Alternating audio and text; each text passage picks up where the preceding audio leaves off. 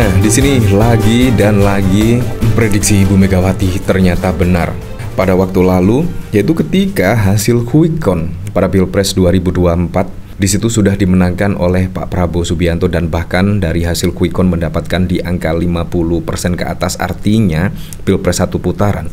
Di situ bahkan rame, yaitu tentang hak angket DPR dan bahkan yang memberikan ide pertama adalah dari kader PDIP. Dan di situ pun juga yaitu tidak ada pernyataan resmi dari Puan Maharani dan bahkan juga dari ketum dari PDIP. Nah, menurut saya itu yang sangat keren sekali, yaitu tidak mau terjebak dengan hak angket di sini. Ya bayangkan kalau Ibu Megawati misalnya di situ langsung menggulirkan hak angket dan ternyata hanya PDIP sendiri, itu sangat lucu sekali. Karena pada waktu lalu bahkan dari berita di sini yaitu Surya Paloh bakal temui Megawati tindak lanjuti hak angket dugaan kecurangan pemilu. Di sini pada tanggal 23 Februari 2024, artinya seminggu yaitu sesudah pemilihan umum, sesudah pencoblosan Pilpres. Di sini bahkan Surya Paloh akan menemui Ibu Megawati dan bahkan akan ya setidaknya ngomongin tentang hak angket lah di DPR untuk mengusut kecurangan pemilu. Tetapi kenyataannya apa? Kenyataannya yaitu setelah putusan MK di sini, wow, pasti Anda juga kaget ya. Ternyata Surya Paloh nilai hak angket pemilu sudah tak relevan usai putusan MK. Bayangkan, menurut saya apa yang dilakukan Ibu Megawati dalam menyikapi hak angket di sini juga sangat keren sekali, yaitu berpikir panjang. Apa setelah hak angket digulirkan itu apa yang akan terjadi? Dinamika perpolitikan apa yang akan terjadi? Jadi menurut saya langkah yang dilakukan Ketum PDIP di situ ya sangat berhati-hati dalam menyikapi hak angket di sini. Nah, dari berita di sini yaitu Ketua Umum Partai Nasdem Surya Paloh menyebut usul hak angket di DPR RI untuk mengusut dugaan kecurangan pemilu 2024 sudah tidak lagi relevan setelah ada putusan Mahkamah Konstitusi. MK telah menolak seluruh gugatan hasil Pilpres 2024 yang diajukan Anies Muhaimin dan juga Ganjar Mahfud. Di sini progres perjalanan waktu sejujurnya membuat hak angket sudah tidak up to date lagi untuk kondisional hari ini. Itu menurut Nasdem, kata Paloh di Nasdem Tower Jakarta pada 22 April. Nasdem mengatakan time frame-nya tidak tepat lagi. Saya harus katakan itu, imbuhnya. Nah, apalagi ditambah dari berita di sini ya, yaitu Prabowo tiba di DPP PKB disambut Caimin dan jajaran partai. Nah, menurut saya sudah ya tidak mungkin lagi lah, yaitu untuk menggulirkan hak angket. Padahal juga sudah disinggung oleh Hakim MK pada waktu lalu ya. Seharusnya juga DPR lah, yaitu melakukan kewenangannya untuk mengusut tentang kecurangan Pilpres dan lain sebagainya.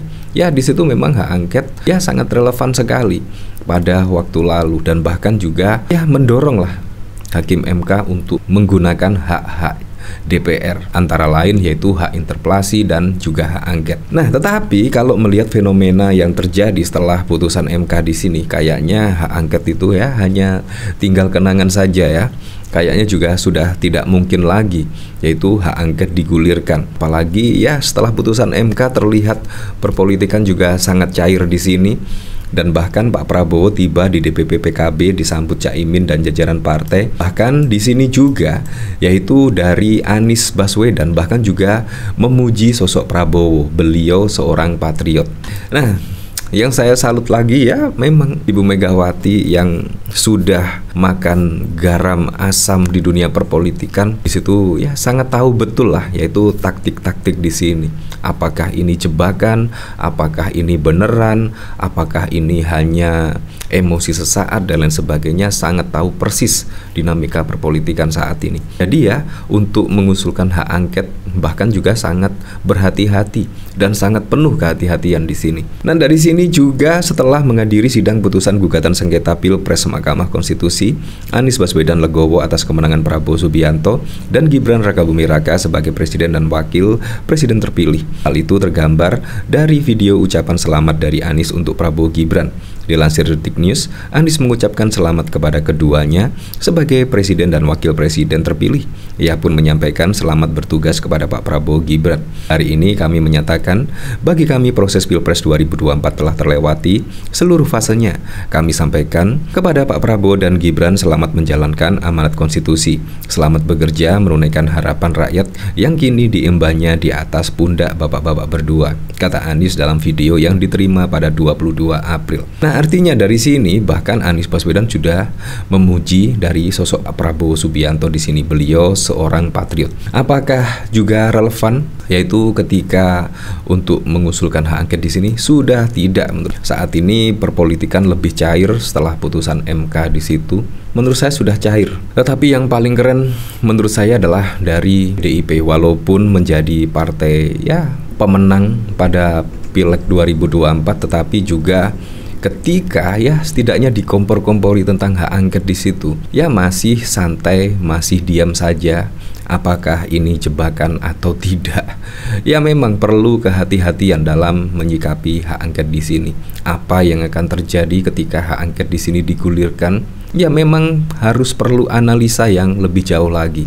Tetapi memang saatnya lah yaitu Pak Prabowo menjadi presiden, karena sudah 4 kali mengikuti konsultasi Pilpres 2009, 2014, 2019, dan 2024. Akhirnya apa yang diharapkan oleh Pak Prabowo Subianto saat ini juga sudah terlaksana, juga sudah terbukti, yaitu Pak Prabowo menjadi presiden dengan kegigihannya loh. Biasanya itu sangat jarang-jarang sekali, yaitu ketika 1 kali 2 kali itu sudah selesai. Tetapi Pak Prabowo Subianto dengan kegigihannya, dengan ketekatannya, yaitu sampai mengikuti konsultasi Pilpres hingga 4 kali. Bayangkan, akhirnya juga saat ini membuahkan hasil dan dipilih oleh masyarakat Indonesia setelah Presiden Joko Widodo tidak bisa lagi yaitu mendaftar sebagai calon presiden. Disinilah yaitu momen yang tepat Pak Prabowo Subianto mengikuti konsultasi Pilpres. Menurut saya sangat keren sekali analisa di sini,